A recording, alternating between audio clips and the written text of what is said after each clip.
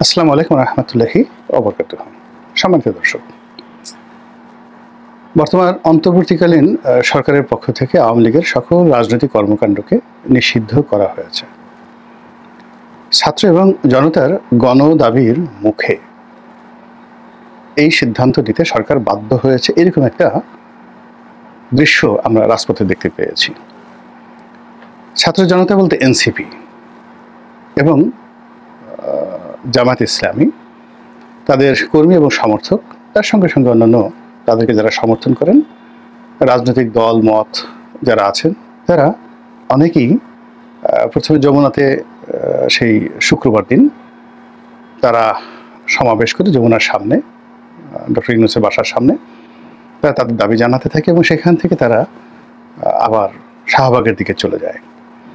তো যমুনা থেকে যেভাবে তারা শাহবাগের দিকে চলে গিয়েছিল এবং তাদের যে আরেকটি স্থান রয়েছে ঢাকা বিশ্ববিদ্যালয়ের রাজু ভাস্কর্য, সেখান থেকে আবার সম্মিলিত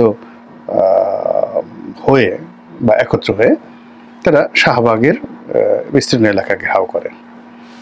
ভিতরে কত লোক ছিল তা আমরা বলতে পারবো না, তবে আমি যখন কালকে রাত 9:30 পর্যন্ত মানে ঢাকার রাজপথে ছিলাম, টেলিভিশন টকশোতে গিয়েছি, তখন যেটা দেখলাম যে একদিকে কাঁটাবন, এখানে কাঁটাতারের বেড়া দিয়ে সেখানে বন্ধ করে দেওয়া হয়েছে। বিশ্ববিদ্যালয়ের ওই এলাকা তো বন্ধ আছেই এবং ওখানে কেউ ঢুকছে না। অপরদিকে মৎস্য ভবন, তাহলে কাঁটাবন থেকে মৎস্য ভবন, আবার এইদিকে ইন্টারকন্টিনেন্টাল শুধু নয়, পার হয়ে একেবারে বাংলা মোটর পর্যন্ত বন্ধ করে দেওয়া হয়েছিল। ভিতরে কারা গিয়েছেন, কতজন ছিলেন, হাজার ছিলেন, লাখ ছিলেন না কোটি ছিলেন, সেটি প্রশ্ন নয়, কিন্তু যে বিস্তীর্ণ এলাকায় কাঁটাতারের বেড়া দিয়ে অবরোধ তৈরি করা হয়েছিল, তাতে অবস্থা দৃষ্টি মনে হচ্ছিল যে কম করে হলেও 10 লাখ 20 লাখ লোক সেখানে জড়ো হয়েছিল। কিন্তু আমরা টেলিভিশনে যে খবর দেখেছি বা যেভাবে জনসমাগম দেখেছি, তাতে এটা কি 2000 ছিল না 2 লাখ ছিল, এটা যারা দেখেছেন তারাই এটা বুঝে নেবেন। ফলে কি হলো যে বিশাল আয়োজন, এই আয়োজনের সঙ্গে সরকারের মদত ছিল এবং এটি সরকারের একটা সাজানো নাটক, এটা অনেকেই বলার চেষ্টা করেছে। কারণ হলো এখানে এই অবরোধগুলো তৈরি করা হয়েছে, এখানে সরকারের একটা গ্রিন সিগন্যাল ছিল। তারপরে যখন যমুনার সামনে ছাত্ররা জনতারা আন্দোলন করার চেষ্টা করলো, তখন সেখান থেকে তাদেরকে পানি খাওয়ানোর জন্য, তাদের উপর ঠান্ডা পানির ছিটা দেওয়ার জন্য সিটি কর্পোরেশনের যে মেহমানদারি, এটি এই বাংলাদেশে নজিরবিহীন ঘটনা। আবার সেখান থেকে ছাত্র জনতা কারো অনুরোধে বা যাকে বলা হয় স্বেচ্ছায় যেভাবে শাহবাগে এলো এবং তাদেরকে সম্মান জানানোর জন্য যেভাবে উপদেষ্টা পরিষদের জরুরি বৈঠক হলো এবং সেই বৈঠক থেকে যেভাবে তাদের দাবি দেওয়া মেনে নেওয়া হলো, এটা রীতিমতো নিদারুণ এক চিত্রনাট্য, অনেক সুন্দর একটা নাটক। কিন্তু জনগণ এই নাটক বুঝে গেছে যে এখানে কে লিখেছে, কারা লিখেছে বা কিভাবে এটা অভিনীত হয়েছে, এটাই হলো বাস্তবতা। যাই হোক, এখন কাগজে কলমে আওয়ামী লীগ নিষিদ্ধ, যারা আওয়ামী বিরোধী লোকজন তাদের উল্লসিত হওয়ার কথা, কিন্তু উল্লাসটা হচ্ছে না এবং এটা হবেও না। উল্লাস হবে আওয়ামী লীগের মধ্যে এবং সেটা হচ্ছে। এর কারণ হলো, যখন বিগত দিনে 1/11 এসেছিল, সেই 1/11 সময়টিতেও জাতীয় পার্টি এবং জামাত সুবিধাজনক অবস্থানে ছিল এবং লক্ষ্য করুন যে এখনও কিন্তু জামাত এবং জাতীয় পার্টি সুবিধাজনক অবস্থায় রয়েছে। যেখানে রাশেদ খান মেনন, তারপরে হাসানুল হক ইনু সাহেবের মতো লোক, তাদের উপর যা কিছু হচ্ছে, সে তুলনায় শেখ হাসিনার যদি সহযোগী কেউ থেকে থাকে তাহলে জাতীয় পার্টি প্রথম। সে তুলনায় জাতীয় পার্টি ভারতের তত্ত্বাবধানে এবং আমেরিকার তত্ত্বাবধানে সর্বোচ্চ ভালো অবস্থানে এখন আছে। আর এখন জামাতের সবাই এক একজন সৌদি আরবের যে রাজপুত্র রয়েছেন মোহাম্মদ বিন সালমান, তাদের মতো তাদের জীবনযাত্রা এখন চলছে। তাদের ক্ষমতা আছে, জৌলুস আছে, আকর্ষণ আছে, তারা যেখানে যাচ্ছেন সেখানে ভন ভন ভন ভন করে সুবিধাবাদী যারা মাছি রয়েছেন তারা সেখানে উপস্থিত হচ্ছেন, তারা যা কিছু বলছেন সেগুলো অমীয় বাণী। জামাতের জীবনে এইরকম সুষমা 1971 সনেও আসেনি। মার্চ এপ্রিল মে মাসে যখন রাজাকার গঠিত হচ্ছিল, আলবদর গঠিত হচ্ছিল, আসাম গঠিত হচ্ছিল, এবং তারা সরকারের পক্ষ থেকে যত রকম সুযোগ সুবিধা পেয়ে সারা বাংলাদেশ তারা যেভাবে কবজা করে ফেলেছিল, এবং বলা হয়ে থাকে যে একমাত্র আলবদরেরই 800 করে সদস্য ছিল প্রতিটি থানাতে। তাদেরকে সরকারের পক্ষ থেকে, এগুলো ছিল প্যারামিলিটারি, আলবদর ছিল প্যারামিলিটারি। তো আলবদরকে নিয়মিত মাসিক বেতন দেওয়া হতো সেনাবাহিনীর লোকদের মতো। তাদের হাতে অত্যাধুনিক অস্ত্র ছিল এবং তারা ট্রেনিং প্রাপ্ত ছিল, যুদ্ধ করার জন্য ট্রেনিং প্রাপ্ত ছিল। এবং এই আলবদর বাহিনীকে সাহায্য করার জন্য আসাম ছিল এবং রাজাকার বাহিনী ছিল। আবার এই তিনটি বাহিনীকে সাহায্য করার জন্য বিভিন্ন এলাকাতে তারা শান্তি কমিটি গঠন করেছিল। এই শান্তি কমিটির তথ্য দিত বেসামরিক শান্তি কমিটি, তারপরে যা হবার তাই হতো সেখানে। তো তখন তাদের যে অবস্থা ছিল তার চাইতে এখন এই বর্তমান জামানাতে তাদের অবস্থা অনেক বেশি। এর কারণ হলো ওই সময়টাতে তাদের ব্যাপারে জনগণের ঘৃণা ছিল, ক্ষোভ ছিল, তাদেরকে নিয়ে জনগণের ভয় ছিল, আতঙ্ক ছিল। আর এখন যেটা হলো, তাদের মধ্যে একটা অলিপ্ত ভাব রয়েছে, দেবত্ব ভাব রয়েছে। এখন তারা সবকিছুই করছেন, কিন্তু কোনো দুর্নাম নেই, বদনাম নেই। তো এই জামাতের তো আনন্দ হওয়ার কথা, কিন্তু শেষ পর্যন্ত জামাত আনন্দ করতে পারছে না।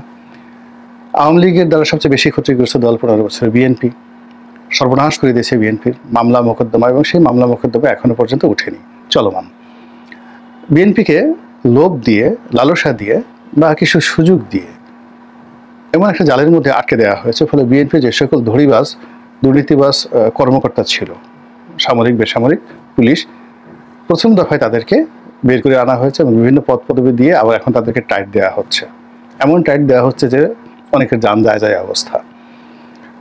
তারপর বিএনপির যে সকল চাঁদাবাজ রয়েছে তাদেরকে আকৃষ্ট করার জন্য জেলখানা খালি করে দিয়ে একেবারে সমস্ত ক্রিমিনালদেরকে বের করে দেওয়া হয়েছে।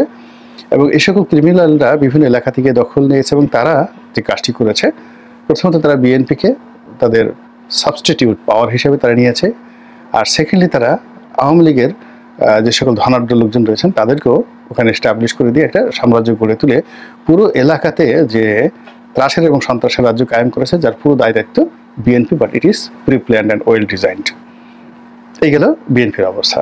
তো জামাতের কথা তো বললাম, এনসিপিরও একই অবস্থা। এনসিপি গঠন করার পর থেকে তারা অনেক কিছু আশা করেছিল, চেষ্টা করেছিল, কিন্তু সেই জিনিসগুলো তারা পারছে না। ফলে এখন তাদেরকে বিভিন্ন মহলের, বিভিন্ন এজেন্সির কথা অনুযায়ী কাজকর্ম করতে হচ্ছে। এনিওয়ে, এই যে আওয়ামী লীগ নিষিদ্ধকরণের যে প্রক্রিয়াটি, এটি কাদের মাথা থেকে এসেছে, কেন এসেছে, কিভাবে এসেছে? আওয়ামী লীগকে পুনর্বাসন করার জন্য, শেখ হাসিনাকে রক্ষা করার জন্য, নাকি আওয়ামী লীগ ধ্বংস করার জন্য, শেখ হাসিনাকে শিক্ষা দেওয়ার জন্য, সেটা সময় আসলে বোঝা যাবে। কিন্তু ব্যবস্থা হলো বা অবস্থা হলো, এই প্রক্রিয়ার ফলে অন্যান্য অনেকের কপাল পড়বে, কিন্তু শেখ হাসিনার এবং শেখ পরিবারের কপালে রীতিমতো চন্দনের ফোঁটা পড়েছে। তাদের বৃহস্পতি এখন তুঙ্গে। এই কারণে তুঙ্গে যে 11 সময়টিতে বিএনপি এবং আওয়ামী লীগ এই দুটো দলকে -2 ফর্মুলাতে ফেলে দেওয়া হয়েছিল। এবং এই দুটো দলের পরিবারতন্ত্র, অর্থাৎ জিয়া পরিবার এবং বঙ্গবন্ধু পরিবারকে টার্গেট করে তৎকালীন সামরিক শাসকরা যে কাজকর্ম করেছে, তাতে প্রথমত এই দুটো পরিবার শেষ হতে বসেছিল, দ্বিতীয়ত এই দুটো পরিবারের যে প্রভাবযুক্ত দল বিএনপি এবং আওয়ামী লীগ, এখানে শেখ পরিবারের বাইরে, জিয়া পরিবারের বাইরে লোকজন এনে এই দুটো দলকে ওন করার চেষ্টা করা হয়েছিল।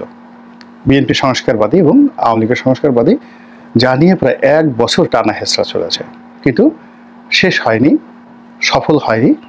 কিন্তু পুরো দুটো দলের মধ্যে যে কমপ্লেক্স তৈরি হয়েছে, আওয়ামী লীগ 15 বছর ক্ষমতায় থেকেও সেই কমপ্লেক্স থেকে এখনও মুক্ত হতে পারেনি। সংস্কারবাদীদের নাম শুনলে তাদের মাথা খারাপ হয়ে যায়। আর বিএনপির অবস্থাও একই।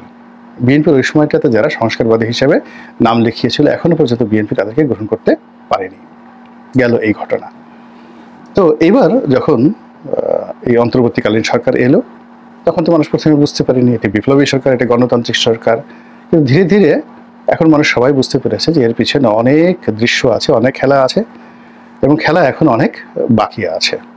এটা এখন সবাই বুঝতে পারছে যে এখানে অনেক লোক আছে যাদেরকে আমরা মাস্টার মাইন্ড হিসেবে জেনেছি, কিন্তু এই মাস্টার মাইন্ডের আবার মাস্টার মাইন্ড আছে। সামনে যাদেরকে আমরা নৃত্য করতে দেখি, এরা আসলে নৃত্য শিল্পী নয়, তারা পুতুল।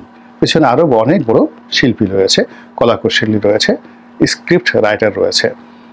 তো এই অবস্থায় আরও একটি 1-11 আরও একটি -2, এ সকল বিষয়ে যে আলাপ আলোচনা হচ্ছিল, এই আলাপ আলোচনায় অতীতের অভিজ্ঞতার কারণে বিএনপি এবং আওয়ামী লীগ দুই দলের মধ্যে কিন্তু একটা ভয় ছিল। যেহেতু সবার আগে এখানে পরাজিত দল হিসেবে আওয়ামী লীগ সম্মুখে চলে আসছে, ফলে অত্যাচারের যে স্টিম রোলার তাদের উপর আসবে, তাদের উপর খরচ চলবে এবং তাদের উপরই -1 প্রথম চালনা করা হবে, এবং সেভাবে কিন্তু সবকিছু এগোচ্ছিল।